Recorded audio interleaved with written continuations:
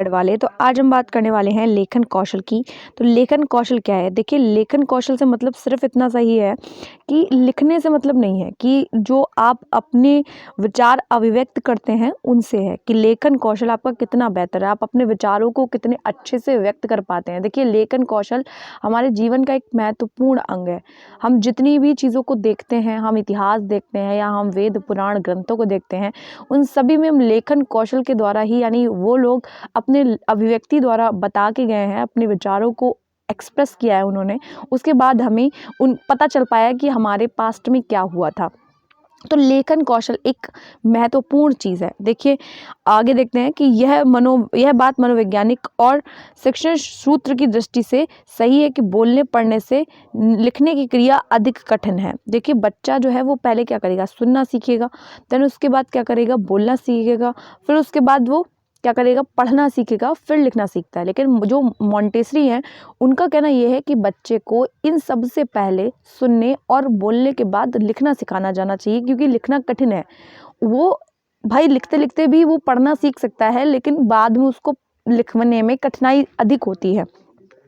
देखिए, यहाँ पे मेंशन भी किया गया है कि यह बात अलग है कि मैडम मॉन्टेसरी ने इसको सरल मानते हुए पढ़ने से पहले लिखना सीखने के लिए कहा है। इनके विचार से लिखने के साथ पढ़ना तो आ जाता है, इसलिए विशेष क्रिया लेखन है, परंतु उनकी वह विचारधारा ना तो व्यवहारिक है और ना ही मनोवैज्ञानिक। इसलिए लिखने से पूर्व पढ़ने की क्रिया का ध्यान दिया जाता है। देखिए, ये एक मतलब क्रम में चलते हैं कि सुबोपाली हम कह सकते हैं, सुबोपाली, ठीक। सुबोपाली का मतलब है कि सुनना, बोलना और पढ़ना और लिखना, ठीक।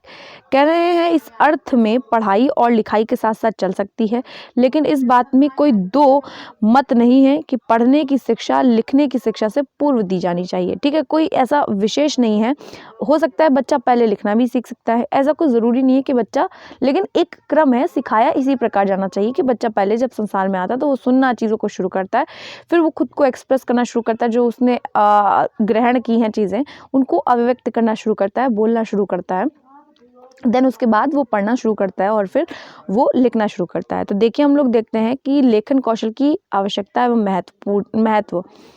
तो विचारों को सुरक्षित लिखित रूप में रखा जा सकता है, इसके विचारों को स्थायी रूप प्रदान किया जा सकता है। भाई, अगर हम लोगों से कोई कहता है कि ये ऐसी बात हो गई है, तो कहते कहाँ लिखा है ना, तो प्रमाणित हो जाता है। लिखी हुई चीज़ें हमें प्रमाणित करती हैं, यानी कोई कॉन्स्टिट्यूशन है, अगर कोई कहता है कि भाई मौलिक अधिकार, भाई मुझे स्वतंत्रता का अधिकार है, तो लोग कहते हैं कहाँ लिखा है, तो कॉन्स्टिट्यूशन में लिखा है, तो यानी पुख्ता चीज़ हो जाती है, स्थायी रूप हो जाता है जो लिखित रूप है। जीवन के बहुत से क्षेत्र हैं जहाँ आप केवल मात्र मौखिक अभिव्यक्ति के से काम नहीं चल सकता, या अगर आपका मित्र या अन्य रिश्तेदार दूर रहते हैं तो उन तक कोई संदेश या समाचार पहुंचाने के लिए लिखित अभिव्यक्ति का ही सहारा लेना पड़ता है। चाहे वो आप व्हाट्सएप पे मतलब भेज रहे हूँ, आजकल तो टेक्नोलॉजीज़ बढ़ गई हैं तो उसकी बात है, लेकिन अगर हम व्हाट्सएप पे भी मैसेज को सेंड करते हैं या फिर पहले वो पत्र चला करते थे, तो उसके लिए भी हम लेखन कौशल का विकास हुआ, जिससे हमने अपने विचारों को उन पे अभिव्यक्त किया और दूसरों तक पहुंचाया। फिर कह रहे हैं भाषा के मुख्य रूप से दो रूप हैं भाषा के, कौन से, लिखित और मौखिक। देखिए, 3 होते हैं वैसे तो, मौखिक, लिखित और सांकेतिक, ठीक है। तो इसमें क्या है, लेकिन ज़्यादातर जो लोग मानते हैं वो मौखिक या लिखित ही मानते हैं, ठीक है। लेकिन एक और है सांकेतिक, क्योंकि जो लोग बोल नहीं सकते, देख नहीं सकते, सुन नहीं सकते, उनके लिए इशारों का, यानी जो सिंबल लैंग्वेज है उसका भी यूज़ किया जाता है। जैसे एक ट्रैफिक लाइट है, उसको भी हम सिंबल लैंग्वेज में मान सकते हैं। भाषा पर अधिकार की दृष्टि से दोनों रूप ही क्या है, शिक्षा के लिए अनिवार्य है। फिर क्या है, दैनिक जीवन के बहुत से कार्य जो हिसाब किताब से संबंधित होते हैं उन्हें हम लिखित रूप में ही करना पड़ता है। जितने भी कार्य हैं, हिसाब किताब हो गया, वो सब हम लिखित रूप में करते हैं। छात्र छात्राओं को शिक्षा ग्रहण करते हुए पठित सामग्री संगठित करने के लिए और प्रश्न उत्तर के तैयार करने हेतु लिखित भाषा पर ही निर्भर रहना पड़ता है, ठीक है। हम अगर ज़्यादा देर तक हमारा जो मस्तिष्क है वो चीज़ों को कैप्चर करता है, मतलब इमेजेस को कैप्चर करता है, तो अगर हम लोग लिखा हुआ पढ़ लेंगे तो वो हमारे माइंड में स्टेबल हो जाता है, सेट हो जाता है, ठीक है। ऐसे कोई बोल के बताए तो हमें उतना अच्छा समझ शायद नहीं आए। फिर देखिए कह रहे हैं अभिव्यक्ति की दृष्टि से लिखित भाषा हाथ और मस्तिष्क का संतुलन बनाए रखने में बहुत सहायता करती है। ठीक है, फिर देखिए हम अपने पूर्वजों की धरोहर जैसे संस्कृति सभ्यता के रूप में लिखित भाषा के माध्यम से प्राप्त किए हुए हैं। इसी प्रकार से आने वाली पीढ़ी भी वर्तमान सभ्यता और संस्कृति की भाषा के लिखित रूप को समझ पाएगी। देखिए हमसे पहले जो लोग थे उनके बारे में हमने अध्ययन किया और हम जो लिख के जाएंगे, यानी आज के जो मनोवैज्ञानिक हैं या जो भी साइंटिस्ट लोग हैं या फिर जो भी बहुत बड़े बड़े साइंटिस्ट हुए हैं, मैथमेटिशियंस हुए हैं, जो उन्होंने वो लिख दिया है वो आगे आने वाली हमारी पीढ़ी उसको देखेगी और उससे मोटिवेट होगी कि वो भी और कुछ अच्छा कर सकते हैं। ठीक है, फिर अगला हम लोग देखें तो लिखित भाषा से ही साहित्य ज्ञान के भंडार में वृद्धि होती है। लेखन कौशल नहीं होता तो नए साहित्य और नई रचनाओं का होना असंभव नहीं हो सकता था। ठीक, संभव नहीं हो सकता था, सॉरी। फिर देखिए देश विदेश के ज्ञान और घटनाओं की जानकारी हमें भाषा के लिखित रूप के द्वारा ही होती है। हमारे राष्ट्र की शिक्षा प्रणाली की मुख्य विशेषता परीक्षा है। छात्र छात्राओं की शैक्षिक उपलब्धि जानने के लिए अर्थात मूल्यांकन करने के लिए मौखिक परीक्षा के साथ साथ लिखित परीक्षा पर भी ध्यान दिया जाता है। सारी एक्टिविटीज़ के बाद जो सेशन होता है उसके अंत में क्या होता है, हम लिखित परीक्षा लेके उनका मूल्यांकन किया जाता है कि पूरे सत्र में उन्होंने कैसा क्या सीखा है और कितना सीखा है। ठीक है, फिर अगला हम लोग देखें तो लेखन कौशल के उद्देश्य क्या होते हैं। ठीक, लेखन कौशल के क्या उद्देश्य होंगे, तो लेखन कौशल के उद्देश्य होते हैं, लेखन कौशल के महत्वपूर्ण कुछ उद्देश्य हैं। पहला है बालकों को वर्णों को सही सही बनावट लिखने का अभ्यास देना। ठीक, ये क्या है, प्राइमरी लेवल की बात हो रही है कि उनको अक्षर विन्यास की शिक्षा देना कि वो अच्छे से वर्तनी को अच्छे से, मतलब कोई वर्ड है शब्द है उसको अच्छे से समझ पाएँ, बोल पाएँ और उसका अर्थ निकाल पाएँ। वो जस्ट सुन ना लें। अगर उन्हें पता है कि ये फ़ोन है तो उसका क्या मतलब है, खाली मीनिंग सुन लिया, उनको पता है ही नहीं कि फ़ोन क्या है। उनको सुंदर सुडौल लिखना सिखाना और सुंदर सुंदर, देखिए जो महात्मा गांधी हैं उनका यही कहना था कि बच्चे की राइटिंग का ठीक होना बहुत ही ज़्यादा ज़रूरी है, क्योंकि वो जब वो बड़ा और बचपन में ही ये काम किया जाना चाहिए। उसके बैठने के तरीके को, ये शिक्षक का कार्य है कि बच्चे के बैठने के ढंग को ठीक ढंग से दिखाएं, मतलब बच्चे को सही ढंग से बैठना सिखाएं, उसको सही तरीके से पकड़ना सिखाएं, जिससे कि उसकी बचपन में ही राइटिंग अच्छी हो जाए। क्योंकि एक राइटिंग जो है मतलब किसी भी व्यक्ति की उसकी अभिव्यक्ति का माध्यम है, उसकी पर्सनालिटी को दिखाती है, उसके व्यक्तित्व को दिखाती है। तो उन्होंने कहा है कि बचपन में ही बच्चे की राइटिंग यानी लेखन कौशल का विकास किया जाना चाहिए। और लिखने से ही मतलब नहीं है, खुद को एक्सप्रेस करने से मतलब है। ठीक, तो उसके लिए सुंदर भी लिखा होना चाहिए। फिर कह रहे हैं वाक्य रचनाओं के नियमों का ज्ञान कराना। फिर कह रहे हैं छात्र छात्राओं को आवश्यकता अनुकूल और प्रासंगानुकूल सूक्ति मुहावरे और लोकोक्तियाँ के प्रयोग करवाना। जैसे हम लोग बीच बीच में कह देते हैं कोई भी, जैसे बातचीत करते करते हम लोग कहते हैं तुम तो यार ईद के चांद हो गए, है ना। तो ये ईद के चांद हो गए अगर हम लोगों ने कह दिया, ये जो वाक्य मैंने प्रयोग किया है, तो बीच बीच में वो लोकोक्तियों को प्रयोग कर पाए, मुहावरों को प्रयोग कर पाए, जिससे प्रभाव अधिक अच्छा पड़ता है। ठीक है, तो अगला देखें तो अगला ये कह रहा है कि छात्र छात्राओं को विराम चिन्हों की स्पष्ट और सही रूप से जानकारी देना। देखिए कहाँ पे रुकना है, एक पूर्ण विराम से या एक चिन्ह से पूरे सेंटेंस का मीनिंग बदल जाता है, तो उसे पता होना चाहिए कि कहाँ पे कैसे लगाना है। उनको विषयानुकूल भाषा शैली का प्रयोग होना चाहिए।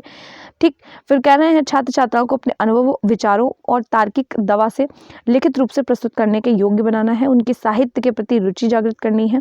छात्र छात्राओं को लिखित रूप से विषय सामग्री के अनुच्छेदों को विभाजित करना चाहिए।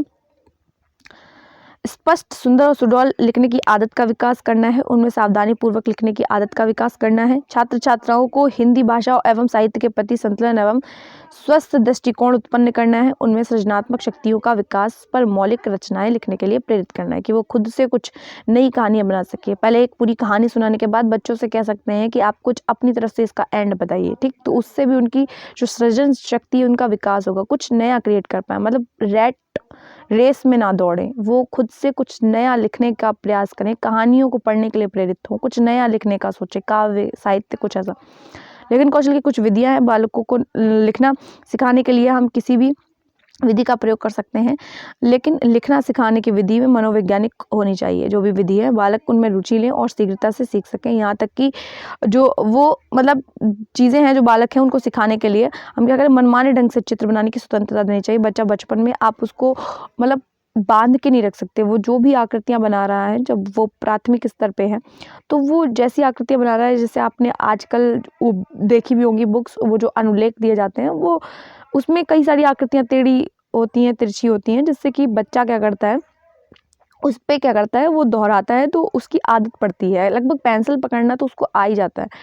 ऐसा करना मनोवैज्ञानिक दृष्टि से बहुत उचित माना जाता है। उसको स्वतंत्रता से करने देना है, क्योंकि जीन पियाजे भी कहते हैं बच्चा खुद से कर सकता है, आप सिर्फ एक फैसिलिटेटर का काम करें। लिखना सिखाने के लिए निम्नलिखित विधियाँ के तरीके हो सकते हैं। पहला क्या है, रेखाओं के द्वारा।